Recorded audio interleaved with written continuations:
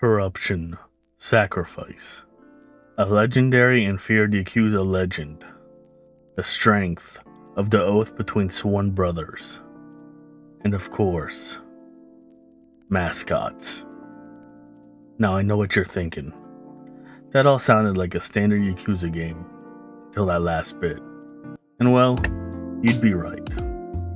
Today we're going to talk about Promise Mascot Agency, an open-world collectathon and management sim where you collect reject mascots and put them to work, showing them that they aren't nearly as bad or unseemly as they think they are. This review will be pretty much entirely spoiler-free. The game is fairly new, only having come out in April. It is on consoles and PC for $25. Without further ado, I'm just a curious skeleton. Let's get into it. Promise Mascot Agency is a new game by Kaizen Gameworks, a UK-based indie game studio that was funded in 2018 by Ollie Clark-Smith and Phil Crabtree. This is their second game, their first being Paradise Killer. From what I've seen, this game seems like a natural continuation, with people also describing Paradise Killer as a collectathon, with the investigation system being very simple and straightforward. The change in Promise Mascot Agency is instead of an investigation system, it's a management simulator. Story-wise, it's a very simple and straightforward story. You'll most likely predict everything that is happening, but that doesn't take away from its charm. The game is much more about its fun and wacky characters and interacting with the world than it is about deep storytelling. You play as the janitor, one of the most feared enforcers of the Yakuza world. And of course, the character is voiced by Takeya Kuroda, better known to most people as the voice of Kiryu from the Yakuza series. If you can tell from the nickname of the protagonist, who also perpetually carries around a broom, this game is more akin to the wacky sides of the Yakuza games. In this world, mascots are real, sentient creatures. They come in all varieties and mixtures, from severed pinkies to vampire snow cones. They also appear to be on the same level as humans. They can get leadership and government positions, and they are a very normal and accepted part of this world. Due to circumstances, the protagonist gets sent to the small, rural, and depleted town, a kind of purgatory, where outcasts and rejects all end up, an isle of misfit toys. From there, it is up to him to rejuvenate not only the mascot agency he has been sent there to manage, but also the town itself. As he does this, he also begins to unravel bigger mysteries in town. All of this is mainly delivered through running to different locations to talk the characters and get exposition. This game does feel like half visual novel at some points, as it is very dialogue heavy. And I did find myself speeding through dialogue at points, especially when I could tell where things were going. As I said, a very standard and predictable story that shines with its characters and a little world more than anything. The characters are fun and memorable, even if they aren't particularly unique. All are pretty much a stereotype of one thing or another, but if you like Yakuza games and stories like I do, you will enjoy those familiar stereotypes. Most of the mascots have like one quirk that makes up for their entire personality, but also makes them much more memorable and fits the whole mascot gimmick. I found myself remembering most of like the 20 mascots even towards the end of the game. Gameplay wise, this game is pretty much 80% collectathon, 15% management sim, and 5% little mini games. You collect mascots on the map, sign a contract with them and get them interested, and then send them on jobs and later to competitions. Win pretty much anything in this game gives you fans, which grows your fame level.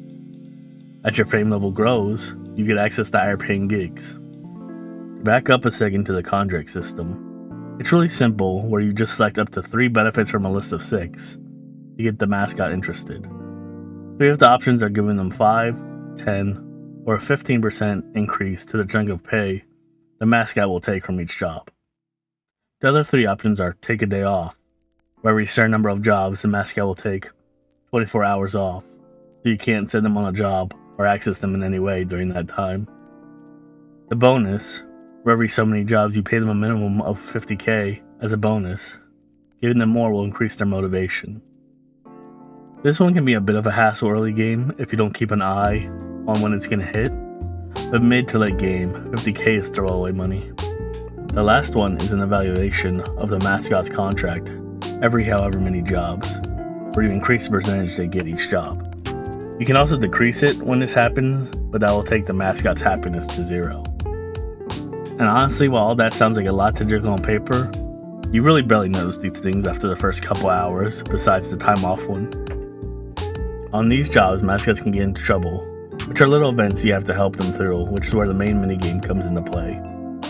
These are technically optional, you don't have to help them, but that will cost you a certain amount of money and fans that you could potentially make.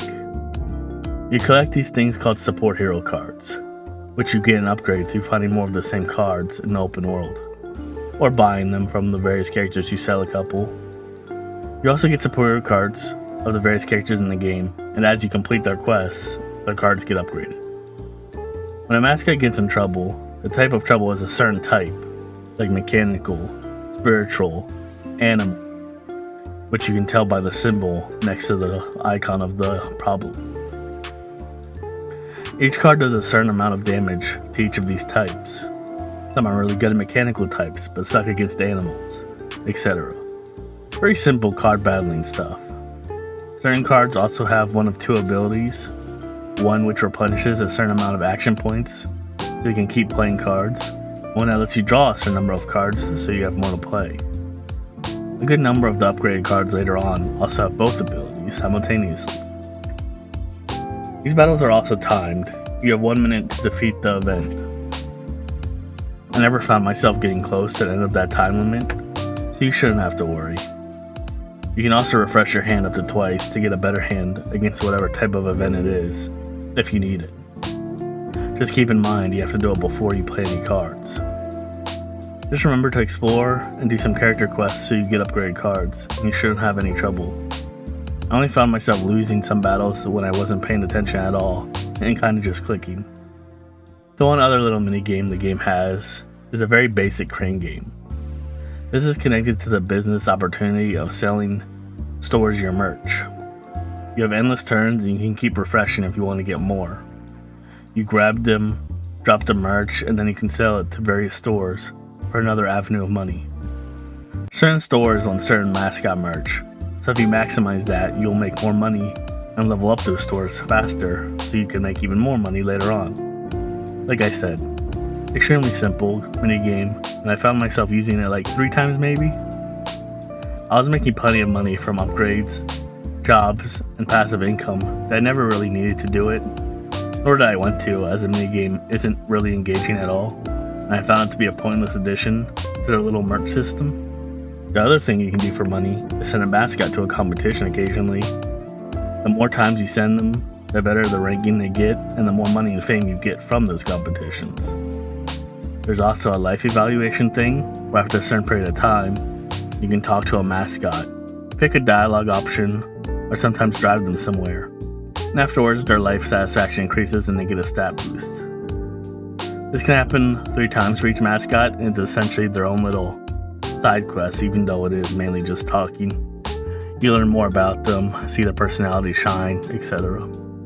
Speaking of passive income, the one other management system is subcontracting. You will buy a location on the subcontractor menu. Each location has a certain number of spots that you fill in with subcontractor mascots. Each spot filled increases the passive income that location will give you each day. You'll find business cards of the subcontractor mascots throughout the open world, and you have to collect them to then be able to buy those mascots and assign them to the locations. Also, the first location and the mascots to fill it are free and available once you unlock the system. This pretty much negates any bills you have to pay, making saving money very easy. Bills are also taken out automatically at the end of each day. Like I said earlier, this might seem daunting at first, but after the slightest build up and a couple first hours, it becomes a nothing thing. Yet another system that presents itself as a difficulty measure but ends up being completely arbitrary is the threat meter. Essentially, you have to send money home, else the threat meter decreases, and if it gets to 0, bad things happen that result in a game over. It decreases pretty slowly from what I saw, So if you just remember to drop some money off every now and then, you'll be more than fine. You send money home through ATMs, and ATMs are also littered throughout the whole open world, so it's always pretty easy to find one wherever you are, even if you forget.